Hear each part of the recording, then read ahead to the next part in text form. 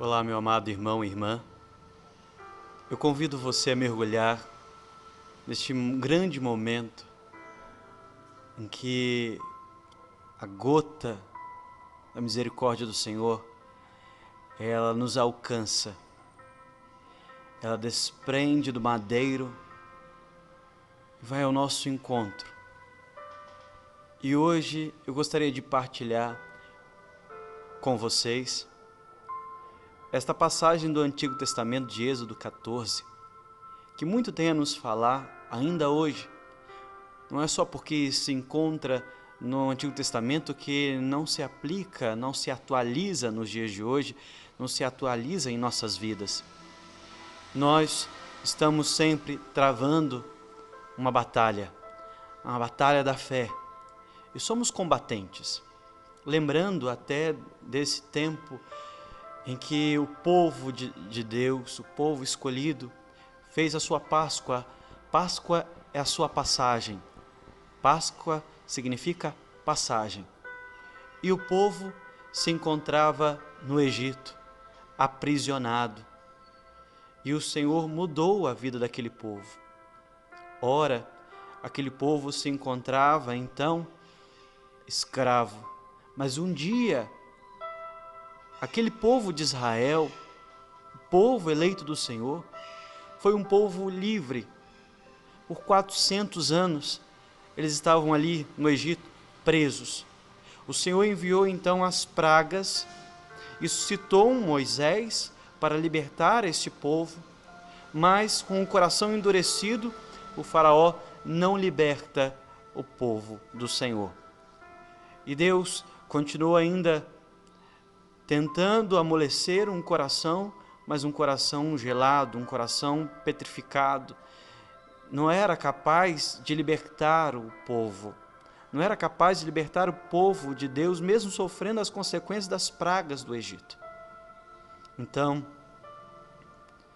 aquele faraó, ele, pela última praga, ele sim teve que libertar o povo. Pensando, meus amados, vamos imaginar 400 anos, um povo escravo, era mão de obra mais do que barata nas mãos do faraó. Todos os seus feitos, as suas conquistas, as suas grandes obras no Egito, tinha, claro, um mérito para ele, mas quem fazia era o povo de Deus. Então agora, ele liberta o povo escravizado. Ele então diz que aquele povo pode seguir viagem, pode então fazer a sua Páscoa. E aí, adentramos em Êxodo 14. Deus falou a Moisés, no versículo 1, dizendo: diz aos israelitas que retrocedam e acampem diante de Pierote, entre Magdol e o mar, diante de Baal-Sefom. Vós acampareis diante deste lugar, junto ao mar. Então, Moisés seguia à frente do povo eleito de Deus, saindo do Egito, e Deus muda a rota. Eles estavam seguindo um caminho. Deus agora desconstruiu o caminho que eles estavam seguindo, dizendo: não, agora vocês vão por este caminho, próximo ao mar. Deus queria confundir o faraó.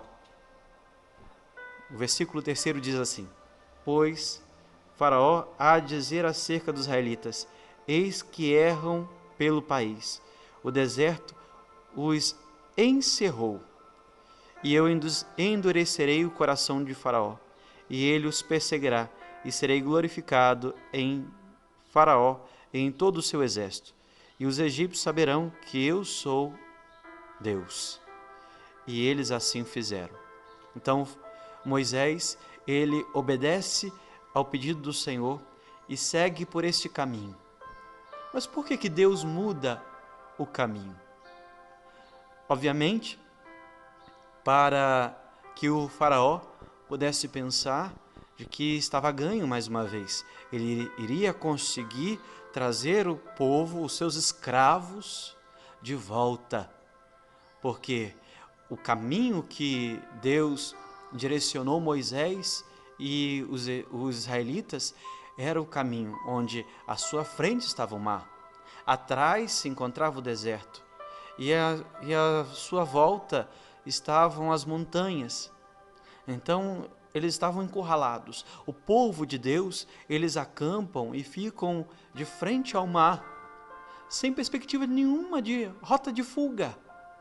Então, endurecido mais uma vez o coração do faraó, ele sai seguindo então esse caminho para buscar novamente os seus escravos.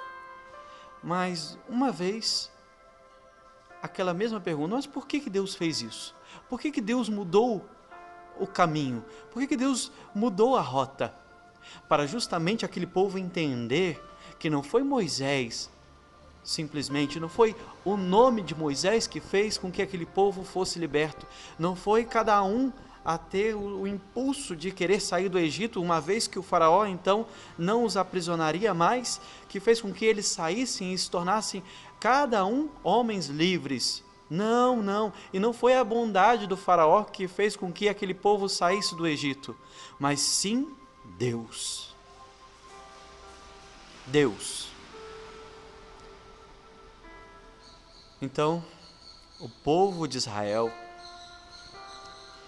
que se encontrava ali, pessoas de várias idades, adultos, crianças, jovens, idosos, também os seus pertences, alguns animais. Imagina isso, pessoal arrastando, carregando essas coisas todas.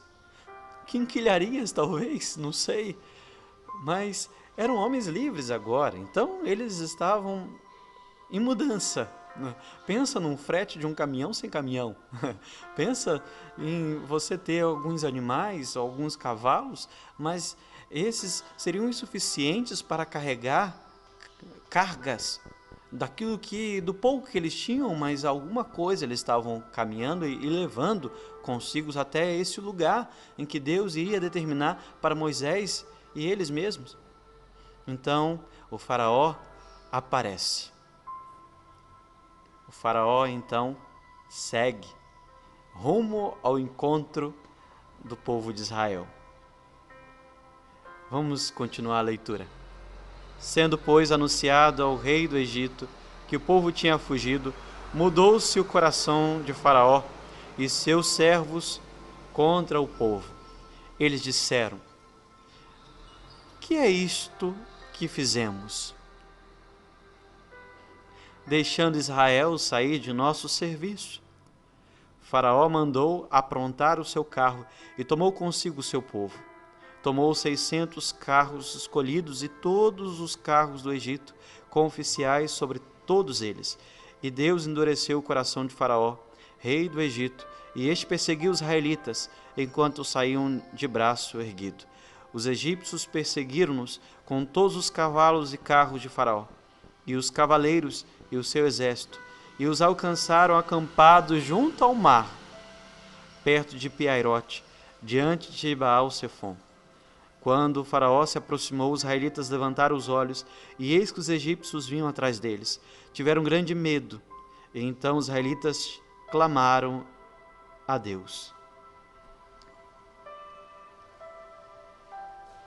Clamaram a Deus, preocupados, com medo. E esse medo, justamente porque sentiram-se encurralados. Mas por que Deus fez isso? É aquilo que acabamos de meditar. Por quê? Porque foi Deus, e é sempre Deus que nos liberta. E agora, Moisés profere algumas palavras para o povo. Não temais, permanecei firmes, e vereis que Deus fará hoje para vos salvar. Porque os egípcios que hoje vedes, nunca mais os tornareis a ver. Deus combaterá por vós, e vós ficareis tranquilos. Primeira coisa, não temais. Segunda, permanecei firmes. A primeira coisa que Moisés disse foi: não temais. Como não ter medo naquele momento? É impossível. Mas era o Senhor que dizia: não temais. Depois, permanecei firmes. É como se Deus pudesse dizer: coragem, coragem, eu estou com vocês. Não tenhas medo, permaneça firme. Era hora de lutar, era hora de agir. Não era hora de ficar com medo, acurralados. Não, era hora de ficar tranquilo e repousar o nosso coração em Deus. Mas como? Então, é o Senhor que quer combater por nós. E a promessa era que hoje vocês vão ver que o Senhor vai combater por vós. Aí o versículo 15 diz assim: por que clamas a mim, de israelitas que marchem? E tu levanta a vara, estende a mão sobre o mar e divide-o. E assim segue. Mas na hora que o povo estava com medo e Deus disse: não temais, permaneça firme, agora Deus está dizendo: ponha-se em marcha. Agora, marchar para onde? Se na frente está o mar, as montanhas, o deserto atrás. Agora, como? Como eles vão marchar? E aí, agora o Senhor, Ele então está dizendo para nós que é preciso pôr-se em marcha.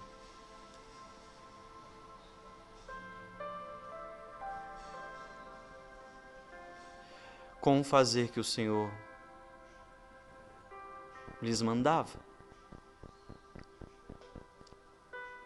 Muitas vezes nós esperamos que Deus haja, que Deus nos livre, que Deus realize aquela graça, que Deus faça acontecer para depois nós agirmos. Não. O Senhor está dizendo: não. Comece você a andar. Ponha-se em marcha. Coloque-se em ação. Eu entrarei em ação a partir do momento em que você estiver em ação. É preciso fé. Fé é acreditar naquilo que não se vê. A recompensa dessa fé é crer naquilo que você acredita. É seguir adiante sem ver a solução. É caminhar sem ver o caminho. Isso é fé. Mas ponha-se em marcha. Eu entrarei em ação a partir do momento que você estiver em ação. Vamos tirar da nossa mente a visão de que primeiro Deus vai agir, depois eu vou me comportar segundo a ação de Deus. Não, Deus está pedindo: ponha-se em marcha, que eu estou com você e eu vou entrar em ação. Se a minha promessa é justamente que você vai ver hoje a minha ação, a minha promessa é que hoje você vai ver que os egípcios nunca mais vão persegui-los, nunca mais vai te perseguir. Então tenha fé, acredite, ponha-se em marcha. Todas as intervenções de Deus foram por intermédio, então, da fé. E Deus pede então a Moisés para pegar o cajado, erguer o cajado. Então o cajado faz com que aquele mar se abra e o povo possa atravessar. O cajado são os momentos de intervenção do Senhor, mas o cajado é um sinal também da nossa fé. É preciso que também nós possamos levantar a nossa fé.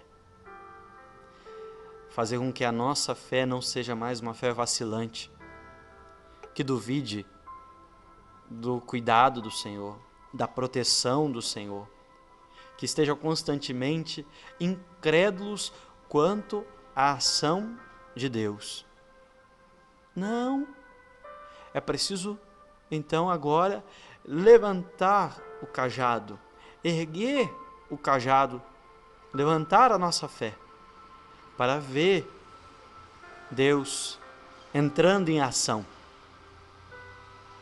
para ver que Deus esteve conosco e sempre está conosco. É o poder do Senhor. Não podemos ter medo, precisamos ter coragem diante das situações da vida, dos problemas que enfrentamos no dia a dia. Não estamos falando de coisas abstratas, estamos falando de problemas. Qual é o seu mar vermelho?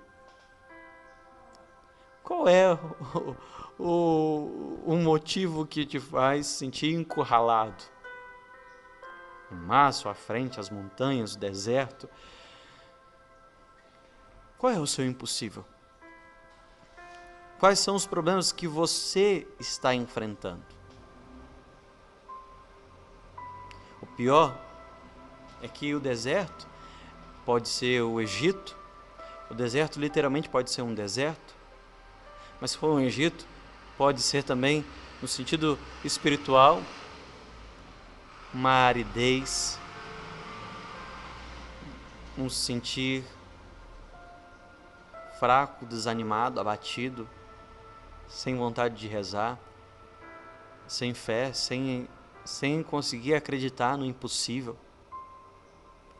Quais são as suas dificuldades? Quais são os problemas que você está enfrentando? Porque o diabo, ele vem nos encurralar nas dificuldades. Ele te encurrala nos problemas que você está enfrentando. Na sua vida matrimonial, com a sua esposa, com o seu esposo, com seus filhos, com seus pais, com o seu trabalho, com as dívidas que você tem na rua. E sim, o inimigo quer acabar com a sua vida.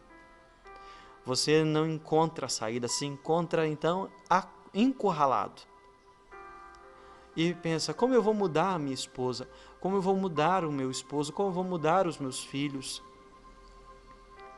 Quando isso não cabe a você.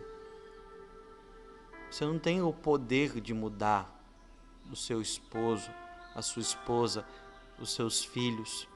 Você mesmo? Não. Poder você? Não. Nós não temos poder para mudar ninguém. Mas podemos erguer a nossa fé, nos colocar em marcha, sermos instrumentos do Senhor dentro de nossas casas, na lida, no relacionamento com os outros e rezarmos uns pelos outros.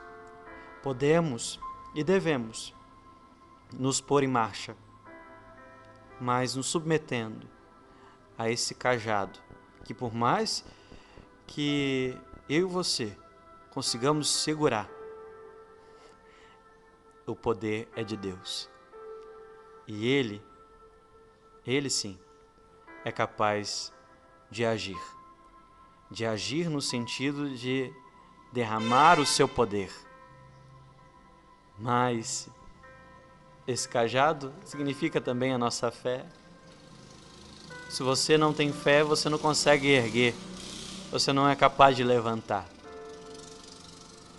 E assim, é a mesma máxima que Moisés disse para o povo: não temais, permanecei firmes, e vereis a libertação que o Senhor vai operar em vosso favor. Tem uma frase do Monsenhor Jonas Abib, que é justamente o que motiva essa partilha de hoje, desta pregação, né? Dessa meditação nossa, de um livro do Monsenhor Jonas Abib, que eu vou deixar na descrição. Monsenhor Jonas Abib fala: levantamos a fé diante do impossível, porque se fosse possível, nós mesmos fazíamos tudo. Levantamos a fé diante do impossível, porque se fosse possível, nós mesmos fazíamos tudo. A história do povo continua. Então Moisés estende o cajado sobre o mar, e durante a noite inteira o Senhor fez soprar sobre o mar o vento forte. Versículo 21.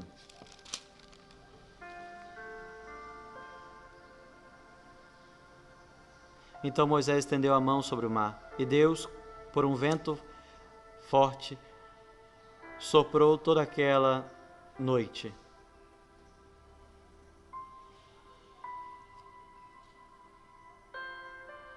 Fez o mar se retirar.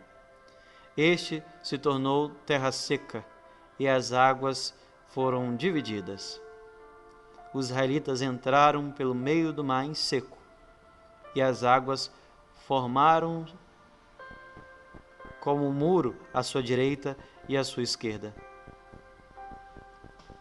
Olha, então o povo caminha terra seca, arrastando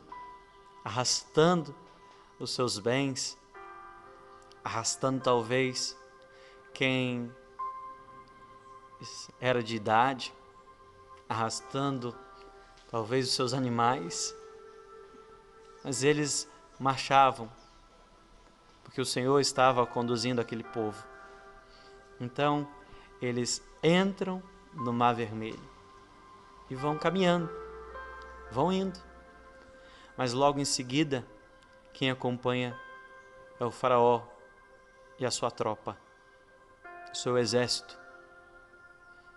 Imagina aquele povo correndo. Vamos imaginar aquele povo desesperado. Mais uma vez o medo assaltou aquele povo. E quem era de idade? Imagina a preocupação de que o faraó e o seu exército pudesse então os capturar. Vamos imaginar as crianças, os seus pais correndo para proteger os seus filhos.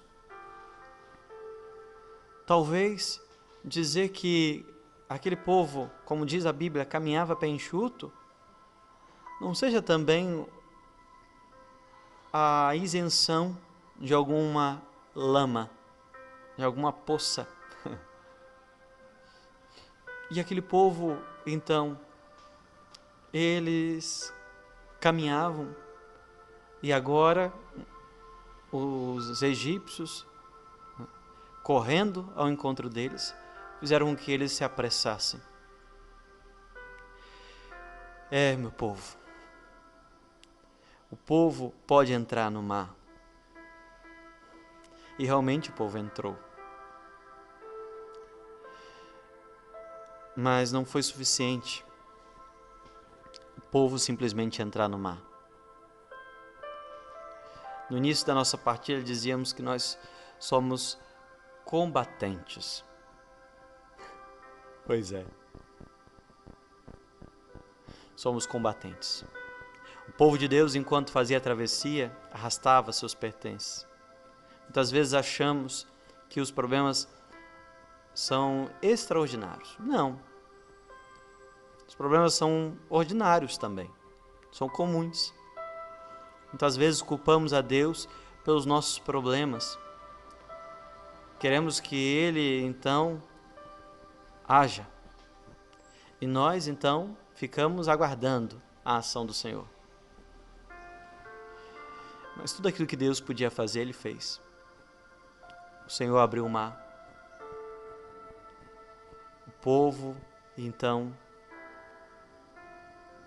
viu aquele mar aberto. Deus abriu o mar. Deus rasgou o mar. Mas quem tem que andar somos nós. E aí, o versículo 24 diz assim: na vigília da manhã, Deus, da coluna de fogo e da nuvem, viu o acampamento dos egípcios e lançou a confusão no acampamento dos egípcios. Ele emperrou as rodas dos seus carros e fez-los andar com dificuldade. Então os egípcios disseram: fujamos da presença de Israel. porque Deus combate a favor deles contra os egípcios. Deus disse a Moisés: estende a mão sobre o mar, para que as águas se voltem contra os egípcios, porque sobre os seus carros e sobre os cavaleiros. Deus estendeu a mão sobre o mar, e este, ao romper da manhã, voltou para o seu leito. Mas calma. Deus abriu o mar, Deus rasgou o mar, mas quem tem que entrar, quem tem que andar, somos nós. A nossa revolta, muitas vezes, quanto à demora de Deus, ou a falta de Deus, então, por sua demora realmente agir, é a falta de entendimento da nossa parte. Foi na vigília da manhã que Deus, então, emperrou as rodas. O povo, então, os egípcios, tiveram dificuldade para prosseguir essa captura frente ao povo eleito de Deus, o povo de Israel. E eles então: fujamos, porque Deus combate, Deus protege o povo de Israel. E assim o povo conseguiu sair, todos eles, do mar e ir para a outra margem. Quantas vezes exigimos de Deus, cobramos de Deus a sua ação no momento errado, na hora errada? Você e seus familiares saíram do mar? Conseguiram ir para outra margem? Se hoje você tem alguma dificuldade, algum problema na sua casa, no seu casamento, na lida com seus filhos, com seus pais, no seu trabalho, se você tem alguma pendência, e como eu falei, vamos imaginar um povo que arrastava o outro. Você conseguiu já retirar a sua casa de uma situação, de uma ocasião insegura?